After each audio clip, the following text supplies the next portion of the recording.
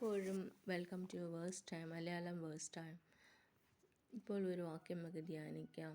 മത്തായി എഴുതിയ സുവിശേഷം 6-ാം അധ്യായം 34-ാം വാക്യം. നാളേക്കായി വിചാരപ്പെടരുത്, നാളേക്കായി ദിവസം തനിക്കായി വിചാരപ്പെടുമല്ലോ, അതത് ദിവസത്തിന് അന്നത്തെ ദോഷം മതി. നാളേക്കായി വിചാരപ്പെടരുത്, നാളത്തെ ദിവസം തനിക്കായി വിചാരപ്പെടുമല്ലോ, അതത് ദിവസത്തിന് അന്നത്തേക്കുള്ള ദോഷം മതി. അതായത് നാളേക്കായി വിചാരപ്പെടരുത്, നാം നാളേക്കായി വിചാരപ്പെടേണ്ട. നമ്മൾ ചില വേളകളിൽ നമ്മൾ ആകുലപ്പെടാറുണ്ട്. നമ്മുടെ പഠനം, നമ്മുടെ നമ്മുടെ ജോലി, നമ്മുടെ കുടുംബ ബന്ധങ്ങൾ, ഇതേക്കുറിച്ചെല്ലാം നാം വിചാരപ്പെടും.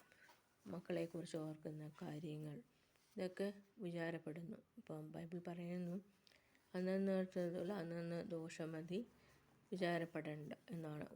നമ്മൾ വിചാരപ്പെടുന്നാൽ ഒരു മുഴം കൂട്ടാൻ പറ്റത്തില്ല. അതുകൊണ്ട് വിചാരപ്പെടേണ്ടെന്ന് ദൈവം പറയുന്നു, യേശുപ്പച്ചൻ പറയുന്നു. അതുകൊണ്ട് നാളേക്കായി വിചാരപ്പെടരുത്, നമ്മൾ നാളേക്കായി വിചാരപ്പെടേണ്ട.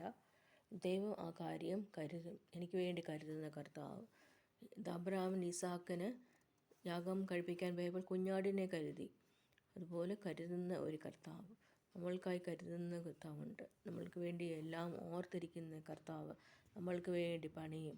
നമ്മൾക്ക് വേണ്ടി ചൊരിഞ്ഞ യേശുപ്പച്ചൻ ചിന്തിയ രക്തത്താൽ നമ്മൾക്ക് വിചാരപ്പെടേണ്ട എന്നാണ് പറയുന്നത്. കർത്താവിനെ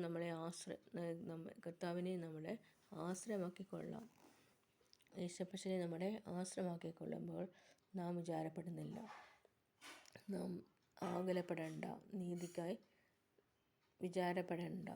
നീതി തരും, ദൈവം നീതി തരുന്ന ദൈവമാണ്.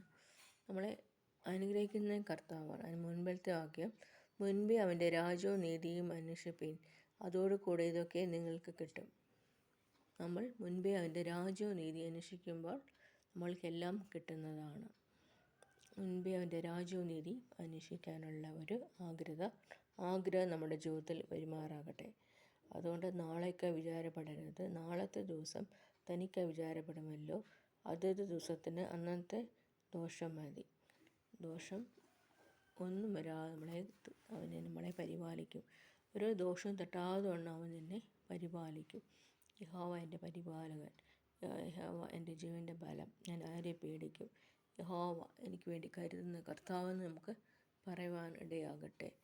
ഞാൻ ഒന്നും ഓർത്തില്ല, തിയോളജി പഠിക്കാൻ ഓർത്തില്ല, പക്ഷേ ഞാൻ തിയോളജി പഠിച്ചു. ബാച്ചലർ ഓഫ് തിയോളജി പഠിക്കുവാൻ ദൈവം എന്നെ സഹായിച്ചു. അതിനെ കർത്താവിനെ സ്തുതിക്കുന്നു. ദൈവത്തെ ഘോഷിക്കുവാൻ ദൈവം തരുന്ന നല്ല അവസ്ഥനായി സ്തോത്രം ചെയ്യുന്നു. ലോക ജോലികളെ ട്രൈ ചെയ്യുന്നുണ്ട്, ദൈവം തരുമെന്ന് വിശ്വസിക്കുന്നു. അത് ദൈവം തരുമെന്ന് വിശ്വാസം. കരുതുന്ന ഒരു കർത്താവ്, നമ്മൾക്ക് വേണ്ടി കരുതുന്ന കർത്താവിനെ സ്തുതിക്കാം. ആമീൻ, ആമീൻ.